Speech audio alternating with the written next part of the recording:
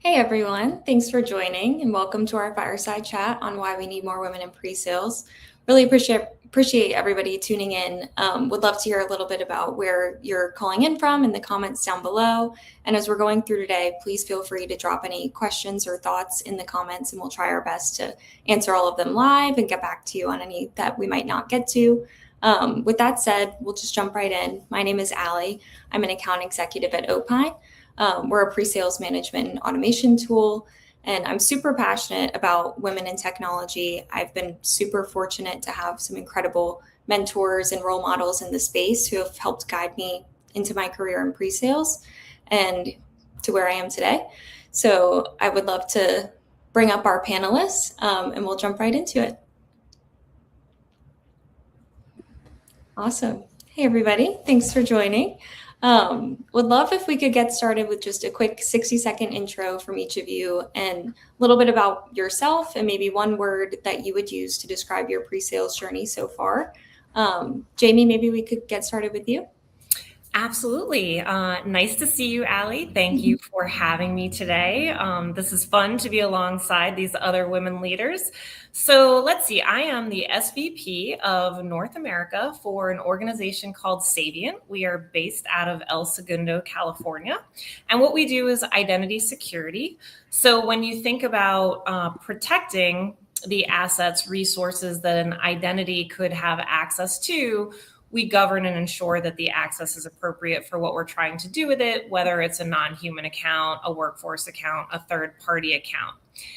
With respect to a word that comes to mind, so I went back and forth on this. I thought collaborative because I'm kind of a servant leader. I shouldn't say kind of, I absolutely am a servant leader. But I'm going to go with it relatable. I'm going to say relatable, and relatability is so important in this space because you're talking to so many diverse customers as a leader in the space. And I came from a service industry at the end of the day in terms of what my parents did for professions and having owned restaurants and spending a lot of time working in them. So customer service was something that was a learned experience very early on. That's awesome. I love that. Thank you. Allison, maybe we could hop over to you next. Sure, yeah. So Allison Makalik, I'm the director of pre-sales at OnTick, and OnTick's mission is to keep people safe and make organizations stronger.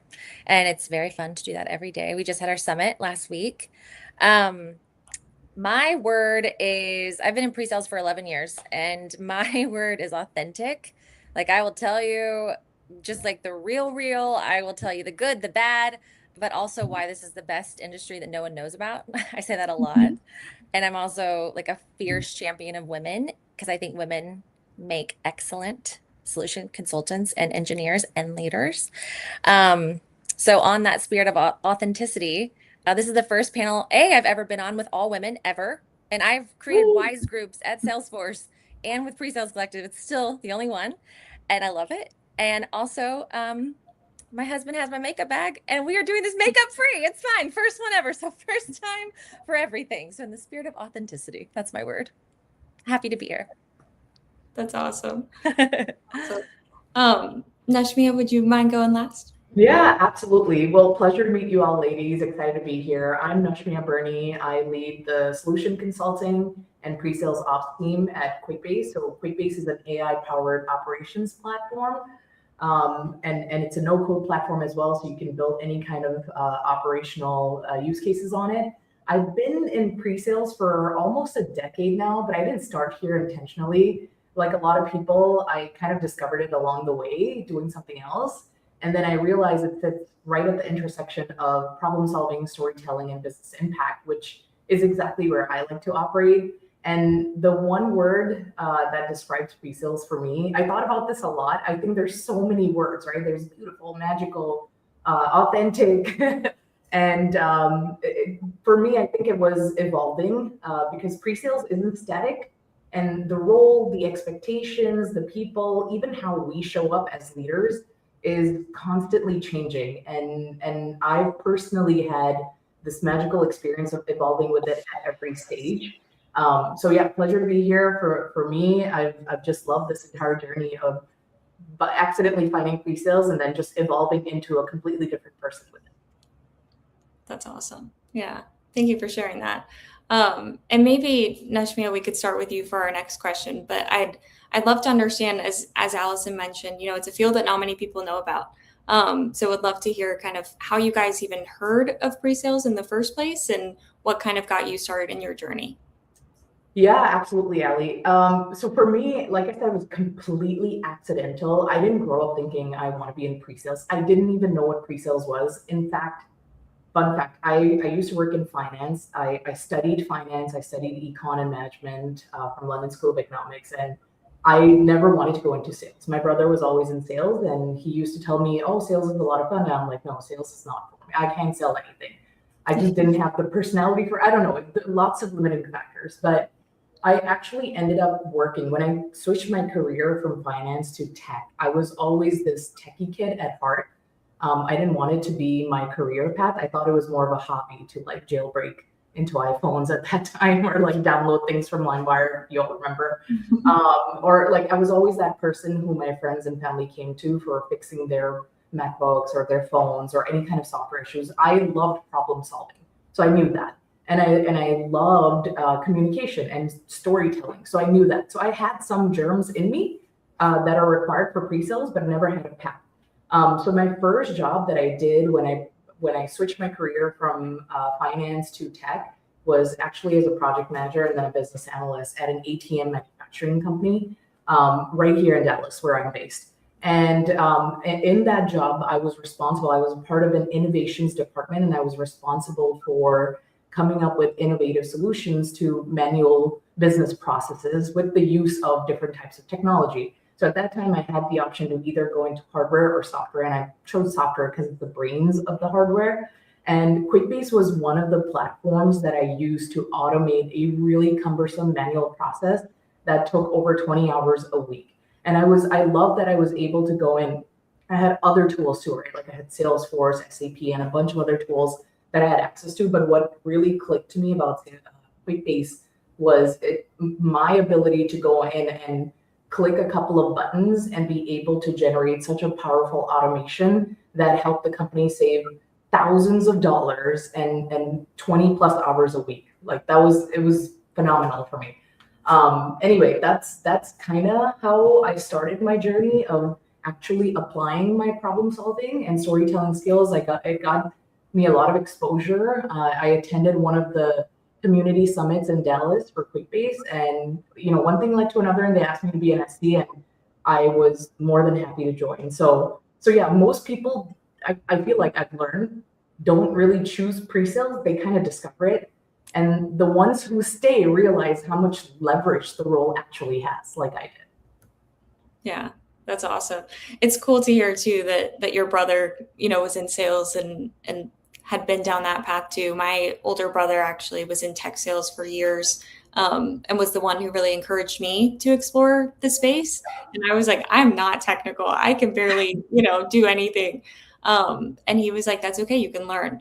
And that was really kind of the push that I needed to pursue a career in tech sales in the first place. But I Yeah. never would have known about it otherwise. Yeah, and not to take away from the other leaders here, but real quick, what you just said, Ali, is it's a common misconception that you have to be technical to be in pre-sales. I think that's something that holds a lot of women back, as oh, I'm not technical enough, or when they look at a job description, oh, I don't think I meet all the requirements. It's not important. Like I was never that technical. I just knew how to figure things out, and that's all you kind of need.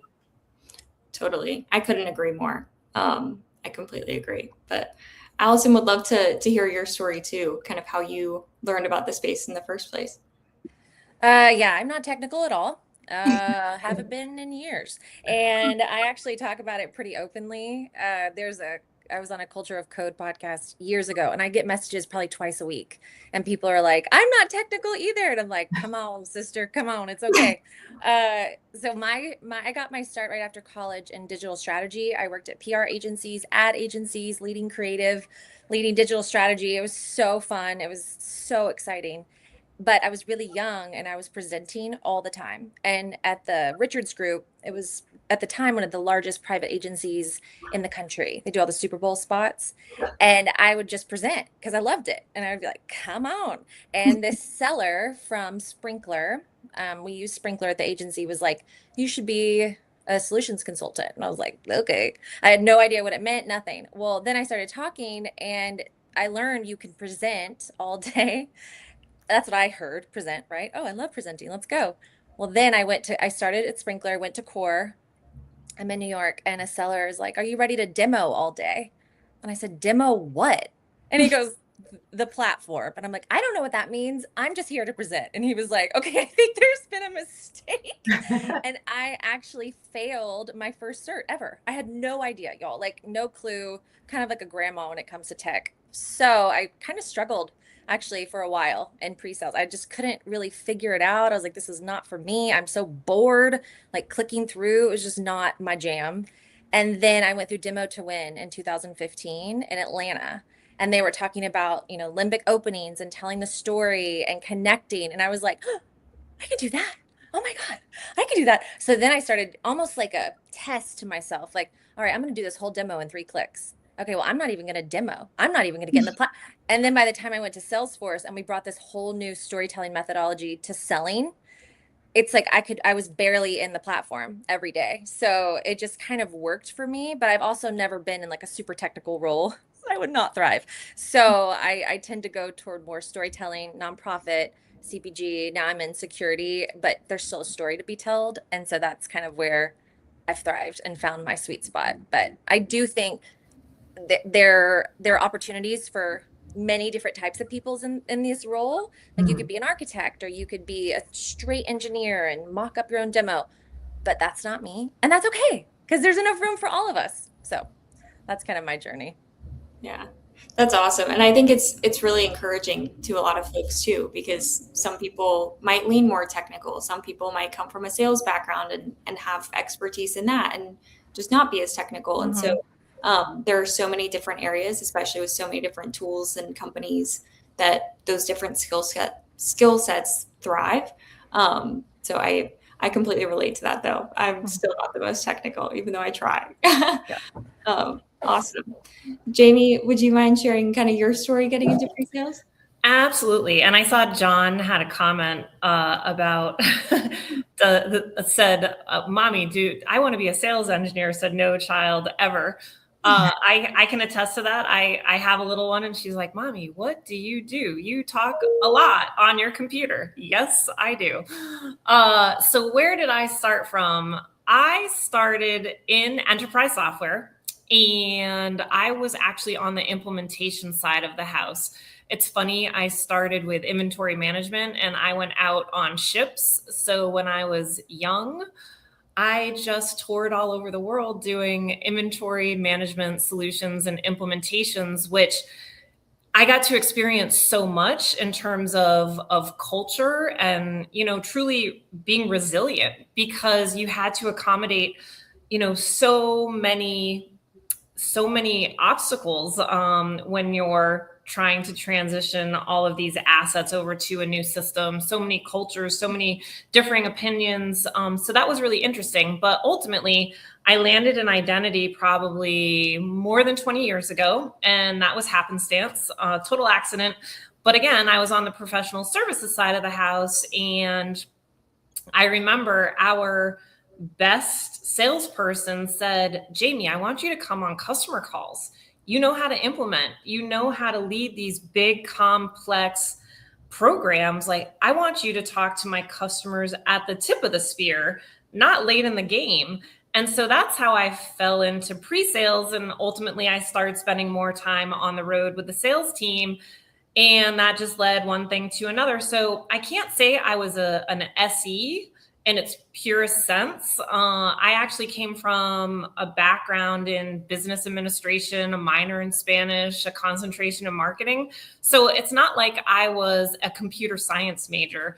And, when I think about it, it all comes full circle. The fact now that I'm in leadership, I happen to be a teaching assistant to a professor in college, and it was organizational behavior. And I didn't really take the time to think about that. And that's where I excelled. So I come back to what's so fun is what Allison said about storytelling, architecting the right story that you have to tell to explain a solution that's very complex, and all the strategy that goes around how to formulate and gain buy-in, gain rapport to the people who you're talking to.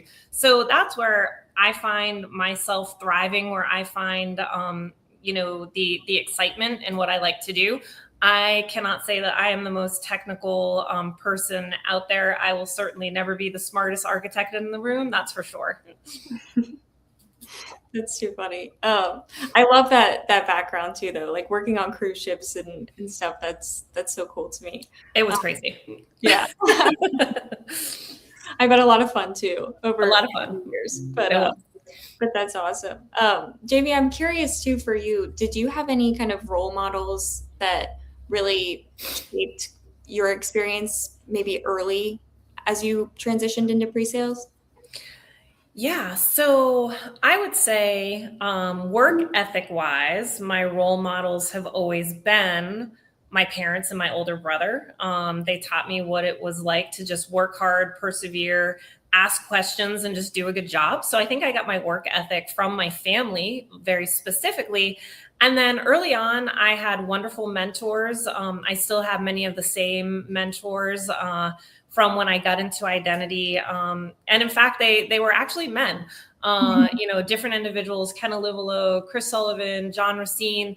They were supporters of this transition into pre-sales. They were the ones that said, yes, you should be listening to the sales team. You should be going on the road. And ultimately, they were the ones that gave me my first promotion into leadership because they saw something in me.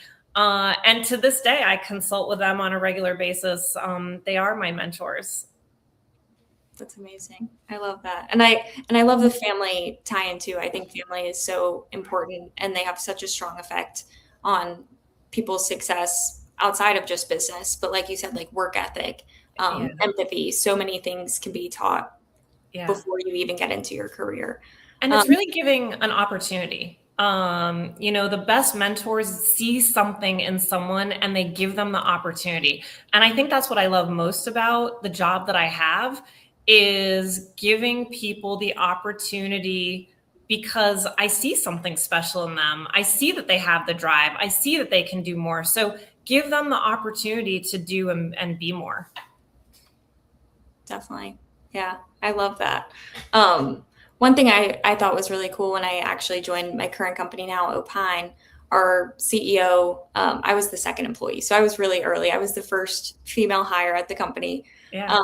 And, when I first joined, I think it was my first week, Akash actually sent me a book called Likeable Badass. And it's all about being a woman in business and how to use that kind of to your advantage and the value that you can bring, but also how it's different.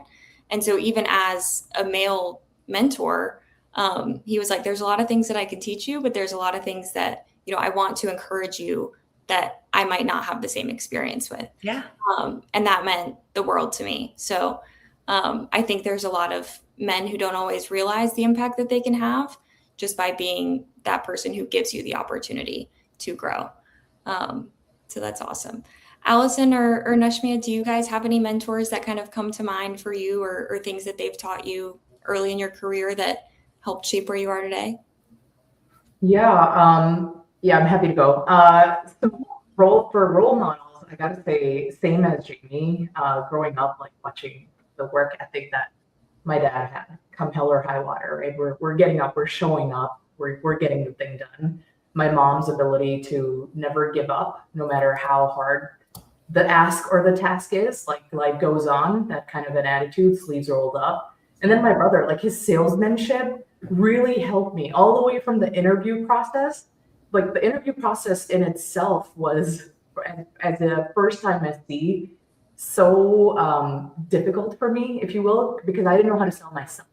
It was all about telling yourself. You need to tell a story to tell the interviewers why should they choose you amongst all of these other more technical, more experienced, better business acumen, better storytelling skills than you. So how are you different?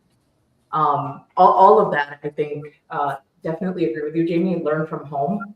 And then in terms of mentors, I gotta say I've had great mentors. Coincidentally, not women, especially not women, like us in leadership, but men like in sales, in pre-sales. My first manager at QuickBase saw this crazy amount of potential in me, and so when he was exiting QuickBase, he set me up for a leadership role, right, amongst all of these qualified people, way more qualified than me. And I was like, no, please don't choose me. I can't do this. I'm not a leader. But he saw something in me that I didn't, and completely agree with you, Jamie. I think it's so important to have mentors, but also sponsors, right? So yes. Mentors guide you, but sponsors advocate for you. And they advocate for you not just in front of you, but behind closed doors where you have no access. And that in itself gives you access. So yeah, I've been really grateful to have great mentors. Today, I want to say I have great female mentors as well. And I think just like having that great set of mentors and sponsors and that kind of guidance and advocacy, when you like piece it all together, it helps you build your own version of leadership, which is what I've observed with myself, right? And what I didn't have, the skills that I needed or the clarity or the confidence that I needed, I was able to get by observing all of my great mentors and the guidance that I got over the years. And that kind of became my strength as well, right? Like, I wasn't ever trying to copy a mold. I was trying to build my own. And so having that set of observation and then a really good group of people that I can just watch and learn from, phenomenal. That's a really good point about the sponsorship. Yeah. It's so true. Advocating. Yeah. Always having advocates. You do that for others now as a leader. You're advocating for people. And we need that, especially women advocating for other women. Like, I know, Allison, you're big on this, right? It's so important. It's so important. We have to be our biggest allies. Yeah. Sometimes like once a week or every other week, I'll just like highlight a friend, like a female friend on LinkedIn, and just tell everyone what a badass she is, just for no reason. That's a really good idea. Beautiful. I'm just like, this woman is incredible. Here's why. Like, that's beautiful. I think that so I have two mentors that I still turn to, and one, her name is Christina. We call her KJ. And this is not in pre-sales world, but we were at an agency. It's like I've been in these male-dominated worlds my whole career. I'm like, what is happening? But at agency life, like I would watch her, and in meetings, she was my boss, and she would just be like, yep, got it. Okay, noted, great. The second the meeting ended and we walked out of the room, she would beeline it to whoever she needed to get to whatever she needed to get done. And then she would make her case privately. So it's almost like she had this power that publicly, it's like, hey, we're going to work together. We're going to get things done. And privately, she would use her power in just a different way. And I was like, oh, I want to do that. So in a meeting, when I'm like, what is happening? This is the dumbest thing I've ever heard in my life. I don't, like I have a really good poker face and I'm like, yep. As soon as that meeting ends, I am Slack calling or huddling somebody to be like, let's really talk about this, because people don't want to look dumb or stupid, but like I always say criticize in private and champion in public. And it has carried me so far, like just that little tip that she taught me. And so I always think like I'm doing the KJ way. And so then when I got to Salesforce, Nashmi, I think you said like the sponsorship, the branding at Salesforce, I was there for 5 years. They every day you are learning about your brand. Like it is very, very important what your brand is. And so I was like, all right, I'm going to carry this with me. I'm going to be such an advocate in public and be like, yes, woo, we got this. Something that's impossible. It's like, that's never going to happen. But I would choose to do that privately, and then, trained a lot of my team and then, but also be like thinking always about your brand. And my second mentor, it's a dude. He's one of my best friends. His name is John Patton, if he's listening. And we're still very good friends to this day. And he was like, what you are able to do at this gigantic company is insane. But it's because I kind of used my superpowers in a different way. So I'm a great cheerleader. I will cheerlead everybody, but like I will have a real conversation with you. But kind of, Jamie, to your point, he did see something in me and he was like, all right. And I'm usually on a leadership team of all men and me, always, like for years and years and years, even now.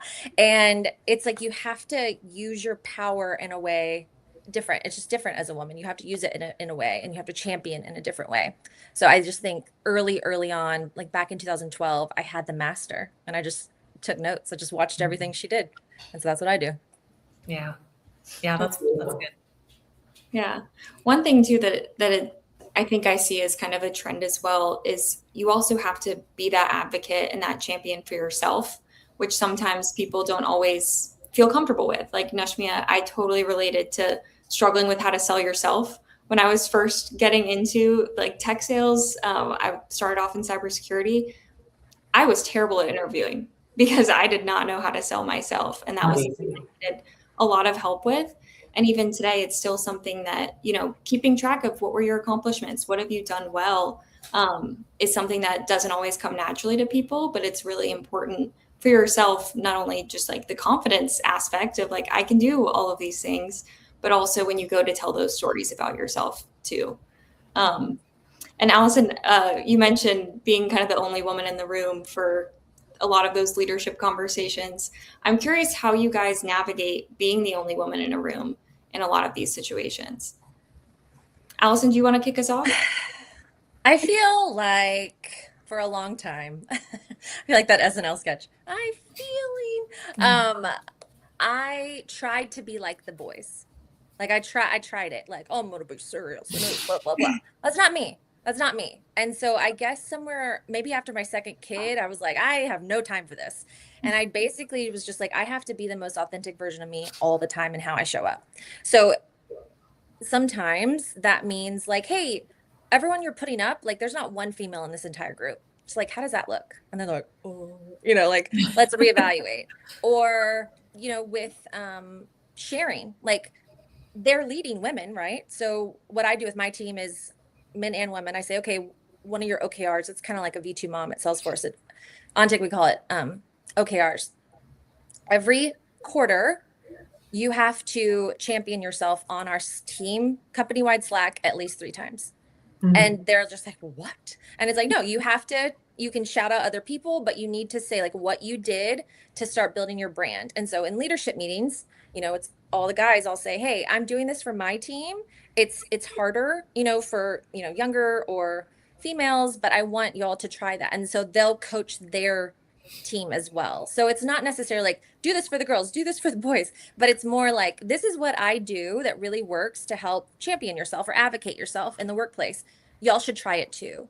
I feel like a lot of times I'm more of like the empathetic leader that comes in, but what I've learned is they're not trying to not be empathetic. They just, it's almost, that's my default, And so I've just really leaned in more and then encouraged them to, hey, this really works really well on our team. Maybe you should try it too. So I think it goes back again to that, like criticize in private, champion in public. Like I'm much more like catch bees with honey kind of gal. And so I'm like, hey, this worked really well. Try this. Or, hey, I saw so-and-so on your team doing that. Like, how have you thought about, a shout out for her? Or like just constantly getting their brains to think differently. It's kind of like my charge. Totally. Yeah. And I think that kind of ties in a little bit to a question that we got. That's what are some tips to being a better advocate for women in the workplace? Thank you for asking that question too. But I'm curious, I think that's a great point. Like, doing things like doing a 3 times a quarter, shouting out yourself.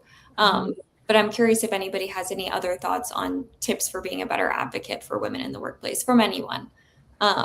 Nashmia, maybe you could get us started if you have any thoughts. Yeah, absolutely. I think when I think about advocating for yourself, this is actually something I wish I knew earlier as a woman in pre-sales, is that just being good at your job isn't enough. You also have to be visible and intentional about how you communicate your impact, right? So I spent a lot of my early time as an SC and also as an SC leader thinking my work will speak for itself. And it doesn't always, right? It does. If like you close a really big deal, it's like 100K ARR plus, right? But majority of the times you have to speak for it. So getting really comfortable with that discomfort of speaking with yourself, that's number one. And it's a skill. It's not something that, you're born with, you either have or you don't. It's something that you develop, right? Practice in the mirror. I used to practice in the mirror. I still do. I still practice in the mirror all the time. How am I going to say this? When am I going to say it? Who am I speaking to, right? The second thing I would say is have a really good relationship with your manager. I'm really grateful that I have always had an excellent relationship with all of my managers. So, and it's so easy because, Allison, to your point, I am trying to be my most authentic self, right? When you are your authentic self and you focus more on building really good relationships, you automatically get access. You automatically get that guidance and advocacy that you're looking for. And it doesn't have to feel so forced, like, oh, I have to go out of the way to toot my own horn, right? Nobody likes doing that. Maybe some people do, which is not bad either way. But if you want to get out of your comfort zone, I would say practice in the mirror, have really good relationships with your managers, When you do and they advocate for you, they give you access into rooms that you probably wouldn't get access into by yourself, right? And when you do get access into those rooms, think about timing. I think it's as important as saying the right thing, but also saying it at the right time, right? You don't want to be on like a sales town hall and be like, hey guys, I just want like this 500K deal. Nobody cares. Right? So making sure that the timing is right. And then the last thing I'd say is, this is an underrated thing. I don't know if you all do this, Jamie and Allison, or even Ali, you. But one thing that I tell my team members is, I'll bet for you, right? I'll die on a hill for you. But you need to maintain your own resume type of accomplishments so that when we get to those quarterly or biannual or annual performance reviews, there is no surprise between us. I know what you're doing, but you also know what you're doing. And if in case I miss something because I have 15, 16 direct reports, you know what impact you've had and why it mattered so much, right? So helping them come up with the skill, practicing it, but then also documenting it to make sure that you and your manager are fully calibrated every step of the way just creates a different level of transparency. Yeah, I couldn't agree more. So there's so many things that both of you have said that I agree with. So going back to, you have to be comfortable with being uncomfortable. That's absolutely correct. I think pretty often, there are situations that you're put in, and it's very important to, be uncomfortable in that moment. And coupled with what you also mentioned, Najmia, is that timing is sometimes everything. So it's to advocate in the right forums. I absolutely agree with. The other thing I would recommend is, as a leader, I have an open door policy.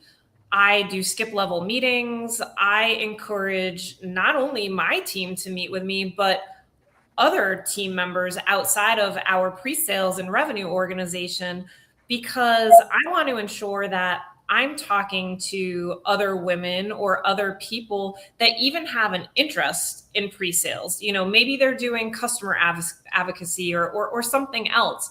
I want to encourage them to, consider opportunities in pre-sales, because it's fun. It's fun to understand the challenges that customers have, and it's fun to do problem solving. And then going back to Allison's point, I think it's really important to be empathetic.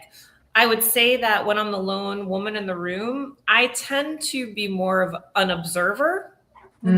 And I have conversations, and this is just my own personality. And then I have conversations, like if I feel strongly about something, it depends on how strongly I feel, whether I'm going to signal that feeling in a large meeting or if I'm going to take it offline and have that conversation. So again, a lot of how you moderate that really goes back to timing and ensuring the right timeliness of whatever the topic might be. But I think that I've been asked this question before, and I go back to be curious. So, use your mentors, use people that you have credibility and rapport with. And if you don't understand something in a meeting, or if you don't quite disagree, or you want to know why it's in fact a topic that's even being discussed, like be curious, ask those questions, take it offline, and just absorb as much information as possible. Certainly I think that just makes you a better sales engineer, a better leader down the road. Can I add one quick thing to that, Jamie, real quick? Because I want to give an example. I want to give a specific example of timing. Your one-on-ones. Yeah. Your one-on-ones are all about you. They are all about you, and you have your leader, your manager there to listen to anything you have to say. You don't have to be so explicit in saying, hey, today I closed this deal. You can just express how excited you are that the customer gave feedback that your story landed exactly as they were expecting it to, or they got exactly what they were looking for, and that helped drive the sales forward. So when you tell a story about yourself, or Allison, to your point, when you said building your brand, your image at any company you work at is so freaking important. I cannot stress enough how important it is to build your brand, do it authentically, do it with empathy, right? But the way you do that is by learning to tell a really good story about yourself. So it's not just about closing deals. It's not just about leading a team of people who are top performers. It's about how did that help the business grow? How did that help the business save cost? Or how did that help remove obstacles along the way, right? So just like as an SE, you think about value for the customer, think about what value you bring to your leadership team, to the overall company. Like having this ability to zoom out and see impact at a broader level. How does it tie back to company initiatives all the way down to a micro level? Like how are you impacting your team? How are you impacting the culture? How are you making your manager's life easier? These are all value points that you can track on that resume. And the right time to share these periodically would be your one-on-ones, your quarterly reviews, or your biannual reviews, or your performance reviews. But again, like you have to do it. Often it doesn't speak for itself. Yeah. Real quick. So I'm Action Jackson. I love actionable takeaways and things. The question about the tips for better advocate for women in the workplace. I have 3 tips and I want to share them, and I do them all the time. So as a leader, obviously we have more control over our teams and we can impact the other leadership teams in a different way. But I don't think you have to be a leader title to do these things. 3 things that I love and I've learned from other panels and women along the way. 1, when you're in a team meeting and you need to take notes, like don't automatically call on a woman to take the notes. So I will proactively call on one of the guys on my team, like, hey, Richard, can you please take the notes for this call? And then it's like, oh yeah, like these are very simple things, but it kind of like teaches that everyone's equal because traditionally women will be the ones to take the notes, for example. These are like actual scientific things that you can do.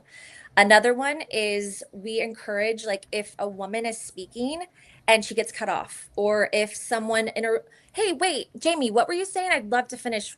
These like little subtle things, because it's like a cascading effect.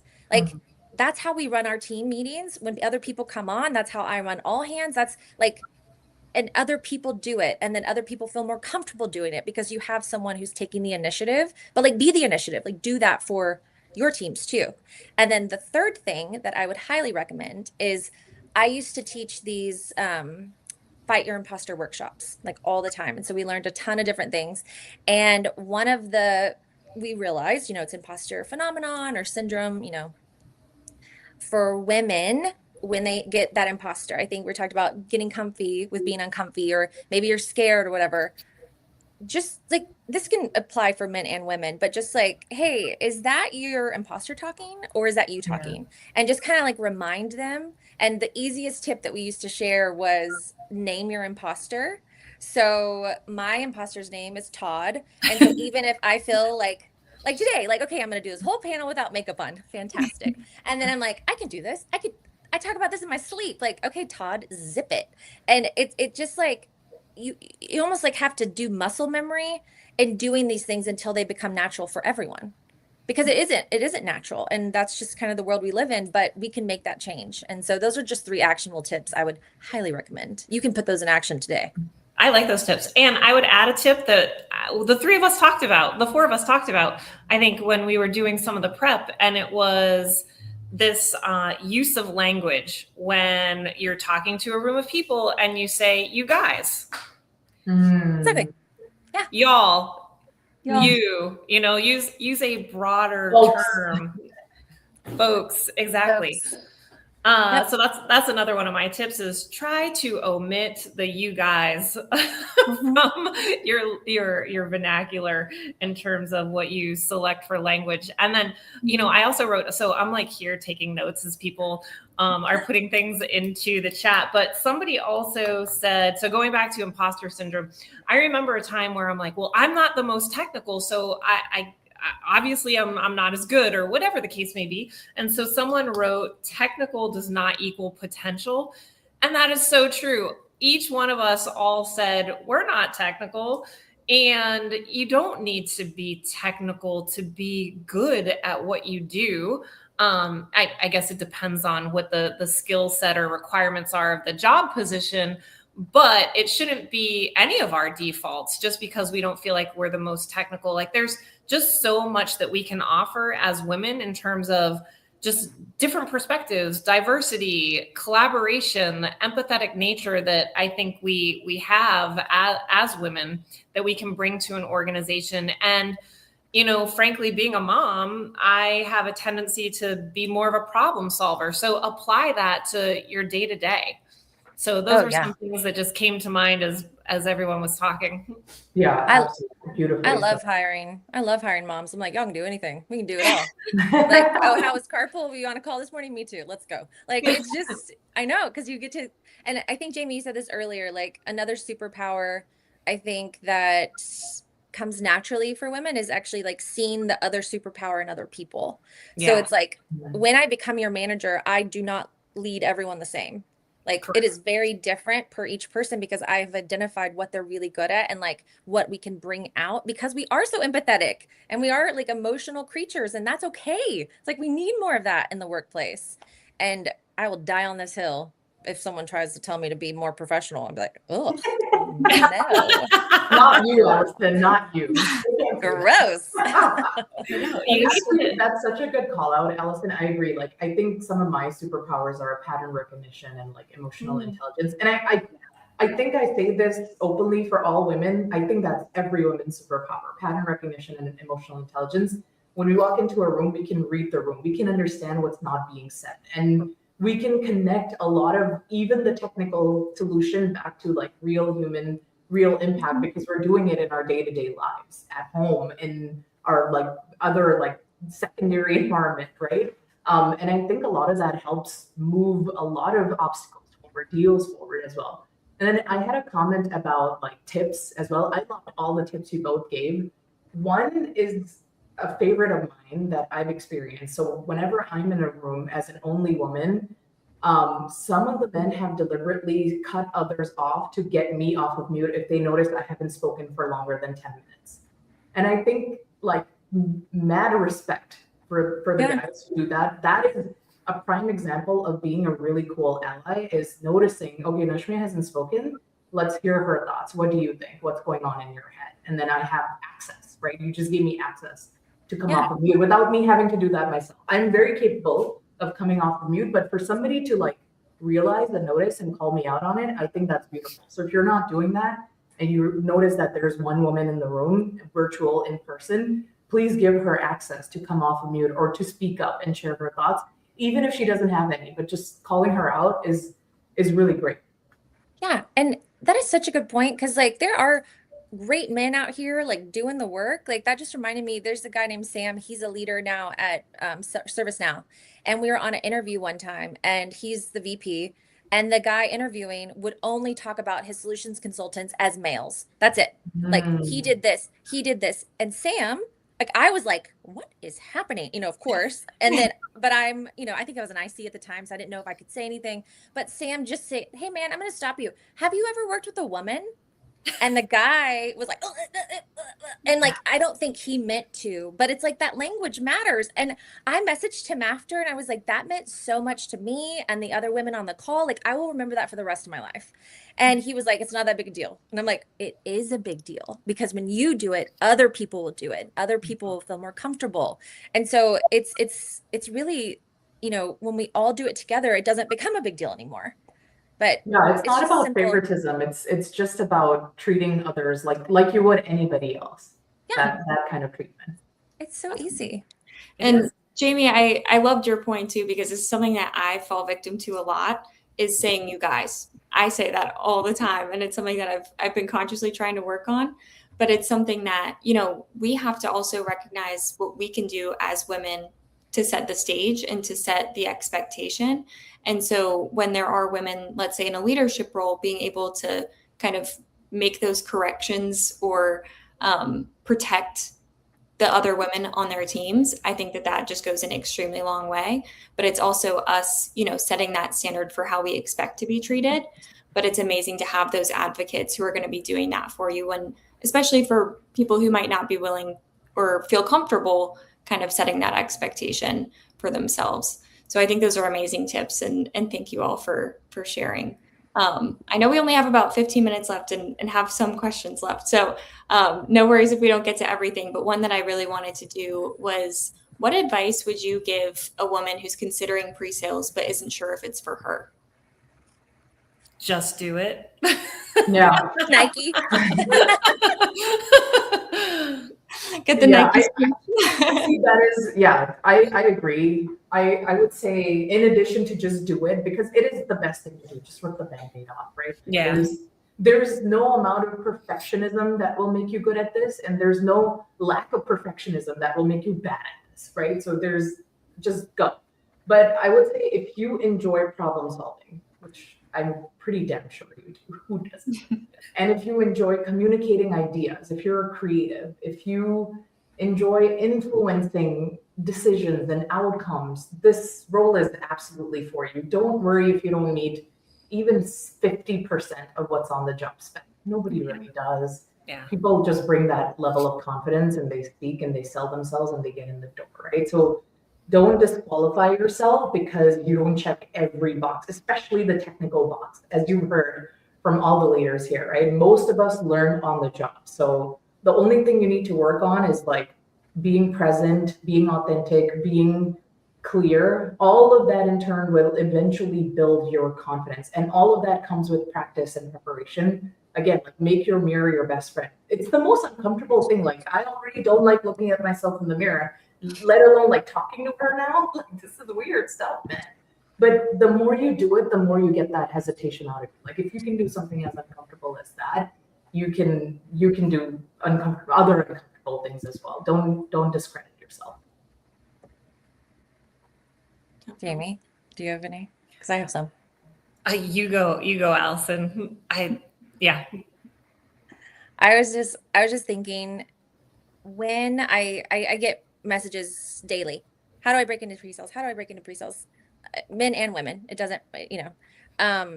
I always say, like, join the pre-sales collective. Shout out. Yeah. But think about, like, kind of to your first point, Allie, like, what is your superpower? Like, what can you bring that's different? And I think in this role, to be really successful, it really relies on active listening. And I think women just are naturally good listeners, and we wait and we are like thinking and we can read a room really well. And it's like these soft skills, like, don't be afraid to like really lean into them, because it will set you apart and it'll make you a really good SC. Like, you can, you know, if there's a question, you can get it back on track, whatever that is. I always say, like, just think about your superpower that makes you different, that you could bring to this world. And 9 times out of 10, they're going to be super successful. Like, one of my most successful SCs at Salesforce, she was an SDR, and she was like, I don't know anything. And she was like, what's your advice? And this was 2 years before I even had an open head count. And I said, girl, just start joining calls. By the time she interviewed and I had an open role, she had joined 208 calls. I talk about her all the time. Her name is Nikki. Shout out. And she knew more about our value prop than I did. I was like, what? So it's That's like, amazing. because she said, I'm not going to come in knowing a ton, you know, like, but I can study and I can have hours and hours of learning. So it's like, just find what works for you and like lean into it just as hard as you can, because I promise there's a spot for you in this world. Mm-hmm. It's a really fun pre-sales world. And I agree. I go back to be curious, ask questions, pull people aside, just get as much information as you possibly can. And that's the perfect example. Like, the fact that she had interest and was willing to sit in on 208 calls, like, props to her. That's amazing. I know. And it was incredible. Yeah. It shows initiative. And that's what you need, is initiative. Yes. And she was just SE of the year at Salesforce this past year. There you go. That's amazing. Of course she was, because, you know, like, but she's not going to be the most technical, but she's going to work the hardest. And she did. Yeah. So. Awesome. Well, as we start to wrap up, we have one more question that just came in. And so I'd love for everybody to answer this. What advice would you give your younger self? I think that's a great question. Jamie, maybe we can start with you. I'm still giving it to myself. Put yourself out there. You know, doing these types of panels, putting yourself out there, it does not come naturally to me.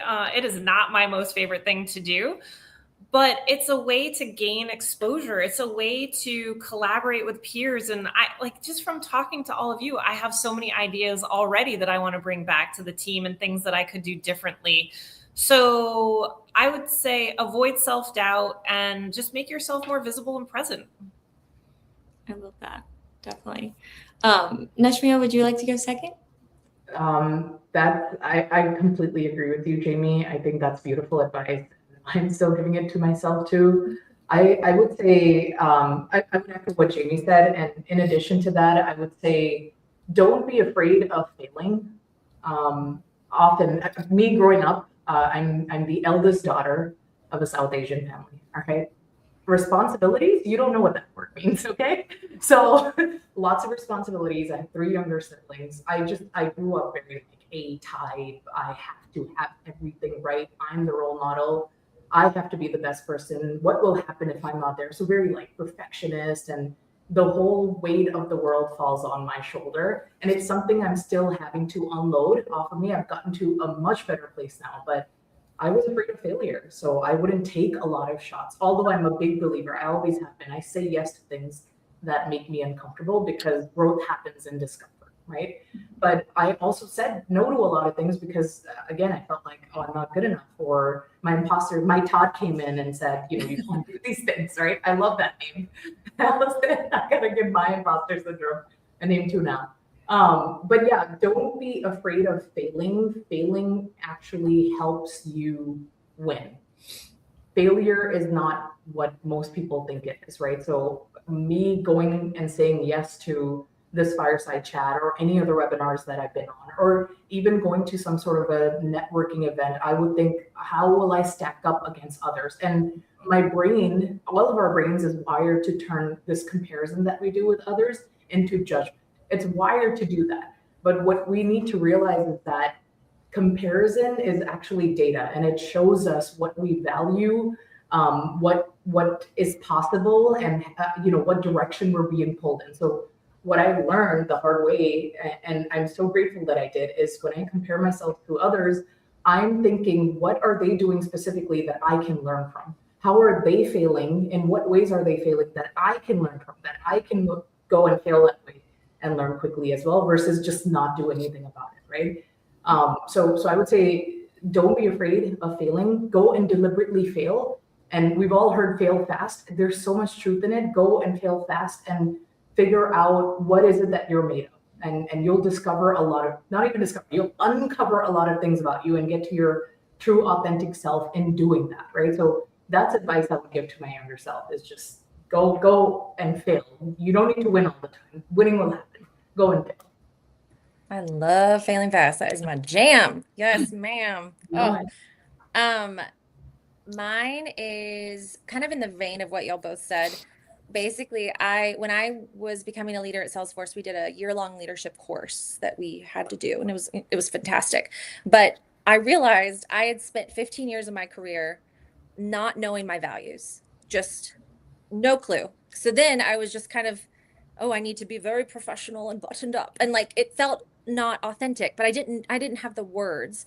So if I could go back, starting like 20, right out of college and like at an agency, we did that. You can do it through strength finders, you can do it through like a values-based exercise. But what we did is there was like 100 words, and you just automatically identify what you're resonating with. And then you get it down to 10, and then you get it down to 5, and then you get it down to 3. And this was like the actual exercise. And I've led this with women before. And for me, my core values as a person in life, in business, it doesn't matter, are fun, authenticity, and fairness. And so if I had figured that out 20 years ago at this point, like, are you kidding me? But now it's like, I know that. And so about 5 years ago, I decided this is how I'm going to show up at all times. And if a box isn't being checked, it's because it's not resonating with who I am and who my core values are.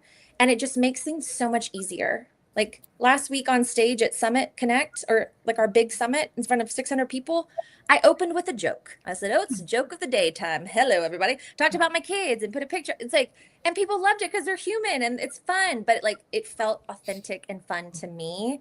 And so it's just so much easier. So just find your values, like literally spend some time, who you are, what your values, and how you're going to show up. You'll be good. Amen. And double click on the fun part. That is The fun. People forget it can be fun. Have more fun. It can be fun. Yeah. Fail fast with fun. That's going to be Exactly. my new Yes, quote. There it is. Yes. Awesome.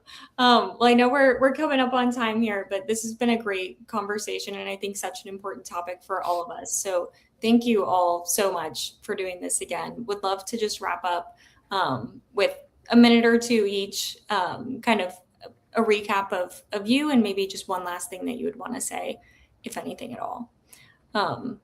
Allison, do you want to kick us off? Sure. So earlier last year, I was like, I'm just gonna take this fun to the next level. And so now I am the silly goose of corporate, and I have a hat and I have all these silly goose things, and like my entire cup is like silly goose, and it's just so much fun. And like I'm having more fun now than I've ever had in my entire career. Like I am like joyful and like bringing it to my team. So it's like I know I just talked about your values, but like brand yourself because it's a really good time. That's my advice, or I guess my final thought of the day.